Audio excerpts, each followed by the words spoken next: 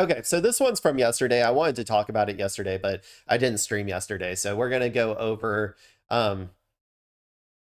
gonna go over this news story. So uh Donald Trump is currently in the process of, I think, buying, or like the government, I guess, is in the process of buying a stake in Spirit Airlines, everybody's favorite airline.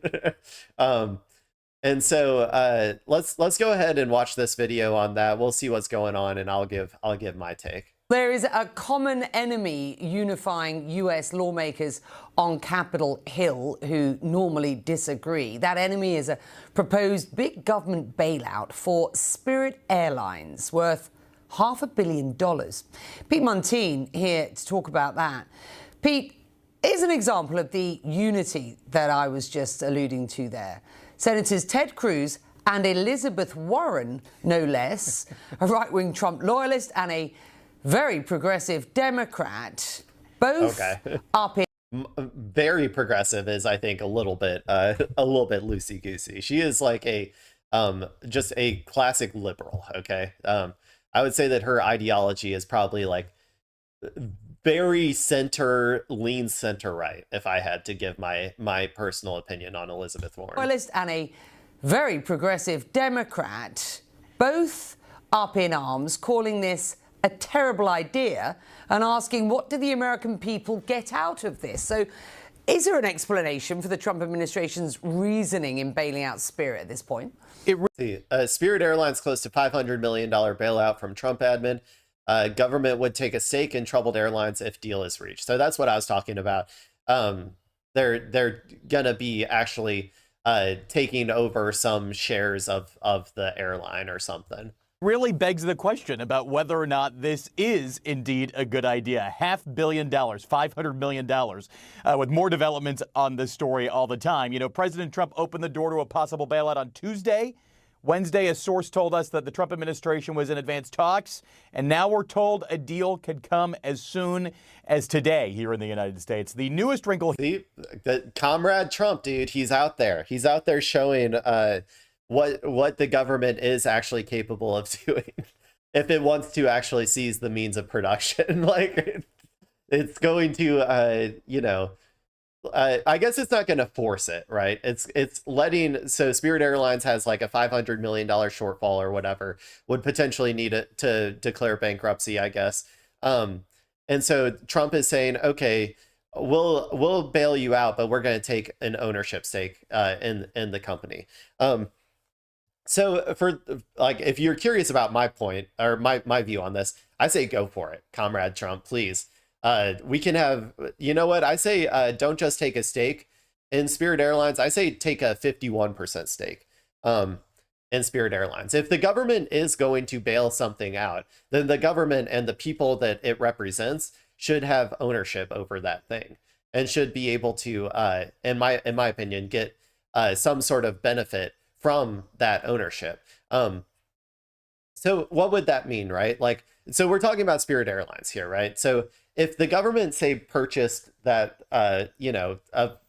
bailed them out and took, like, say, 50% or 51% stake in Spirit Airlines, then the government and the people that it represents would now have an airline out there that is not purely going to be operated for profit, right? It is going to be operated for both profit for, I guess, the the private stakeholders, but also for the public good as well, because it would be partially publicly owned.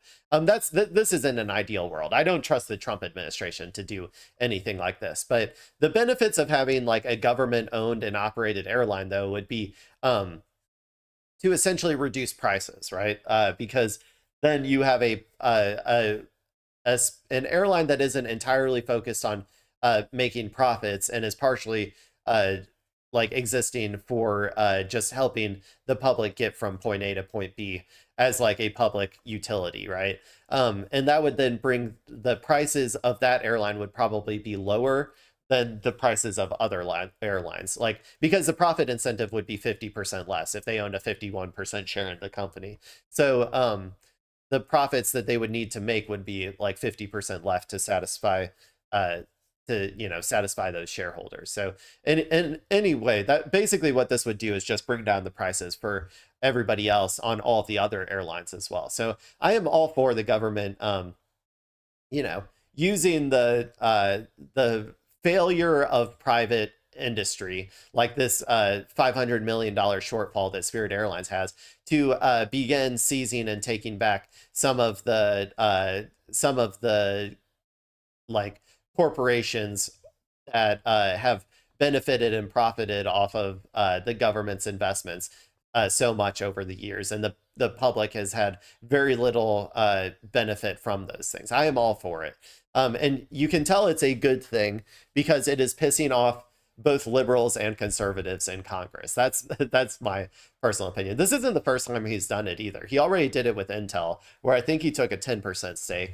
And this is just setting up the stage. This is just setting up the floor, though, or like setting the stage for what a true like left populist could do in the future, given like these like if these companies start failing or whatever, right? Like an easy example to foresee would be like an AI company going under, right? Because it's unprofitable and like say it collapses in on itself, then that AI company could then be, if we wanted, bought and owned and operated by the government as like a public utility, like as an option for its bailout. Because essentially what bankruptcies are they're just government bailouts anyway. So I'd say at the very least you can get something out of it as the government. That's my personal opinion. Here is that this is facing some pretty big pushback in Trump's own party, with some calling this idea the nationalization of Spirit Airlines, and that it verges the socialization on socialism. Hell yeah. Here's what we're talking about. A source close to these talks tells us the federal government's considering a $500 million bailout of Spirit Airlines. Deal would include the federal government taking a stake in the airline. You have to remember, Spirit Airlines is an ultra low-cost carrier where everything is extra, similar to Ryanair in Europe. It struggled to make some money, though, since the COVID pandemic. JetBlue tried to acquire Spirit in July 2022. That deal fell apart when the Biden administration said it would spoil competition. Then in November 2024, Spirit filed for Chapter 11 bankruptcy. And last March, Spirit emerged from bankruptcy, but just said a few months later that it would struggle to stay afloat for another year. Which brings us to now. The rise in fuel costs due to the war with Iran really has Spirit on the ropes. Well, I understand the airline is bankrupt because the previous administration blocked the merger, which was probably not a wise move. Obviously, this is something the Commerce Department and the president are tracking. Okay, if you can't succeed as a business without becoming like bought and like into a mega monopoly, then yeah, you probably don't need to exist. Like, you know what I'm saying? That's probably like, we shouldn't justify monopolies just because a company is unable to stay afloat, right? Like, am I crazy on that? Like, we shouldn't be like, oh, yeah, I guess monopolies have to exist because this company would have gone under if we didn't allow it. That seems like a bad precedent to set. I don't have any updates or announcements, but the aviation industry is very important to this president and this White House. Millions of Americans depend on it. We want to see the best possible outcome.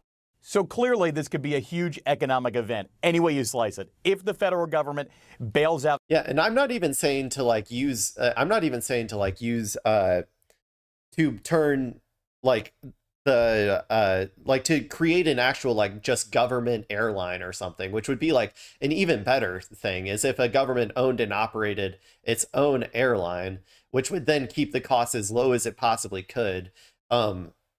And then would then bring the costs of all the other airlines down because they would have to compete with the government airline. Like, I'm not even saying do that, which I think would be like even better.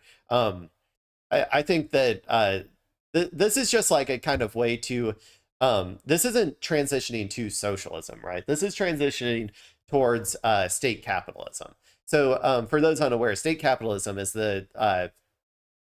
is how China operates their economy, where the government has control over the economy, has control over key industries and allows certain amounts of privatization within those industries, but will potentially, take over and take ownership of industries or direct industries on how they should operate or behave for the good of the country, right? So this is honestly just kind of a transition to like the Chinese state capitalist model.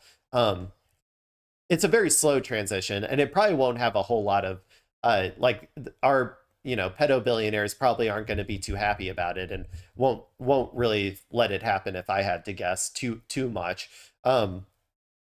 Also, if a Democrat did this, like people's like Fox News's hair would be lighting on fire right now.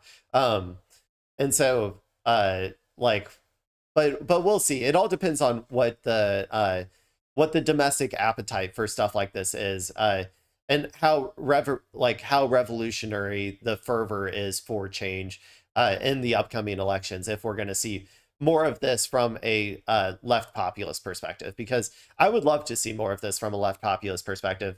But when you're doing it from the left, you get like insanely more pushback from the media, as opposed to like when you're a fascist doing it, in which case they don't really like, yeah, they're like kind of showing right now that they're not like, they're scared of it turning into socialism, but they're not going to like go on a full like multi-day press offensive to try to get people to turn against it, right? Which they certainly would do if it was coming from a left populist perspective. But that can be fought back against with good enough messaging and stuff from whoever's in charge. If we had like a Bernie Crat type person in there who is doing stuff like this. About Spirit Airlines, that would be big, potentially saving about 14,000 jobs. It's also a huge deal for passengers. If they have travel booked on Spirit Airlines, we're about to go into the huge summer travel season. Also begs mentioning that a lot of people have credits on Spirit Airlines, so there's some big questions about what would happen to that. Still a lot to play out here, Becky. We're only sort of in the genesis of this idea, and Trump really favors himself as a bit of a deal maker. So we'll see if this is really an attempt to save face as this war with Iran is really having huge ripple effects, not only here, but also everywhere else.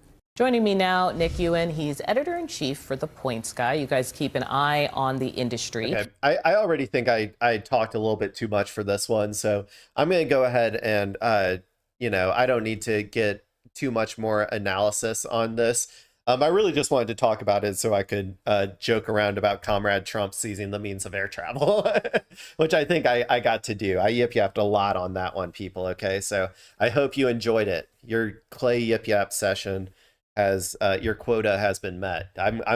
I'm also assigning everybody quotas, like Donald Trump is about to start assigning Spirit Airline quotas of how many travelers they must must travel from California to New York each day, as he becomes the revolutionary socialist vanguard that we always knew he could be. I don't think we're not transitioning to socialism or even state capitalism anytime soon, people. So if you're scared of that, if you've been conditioned to be scared of that, and you are, you're going to be fine. Okay, you're going to be fine.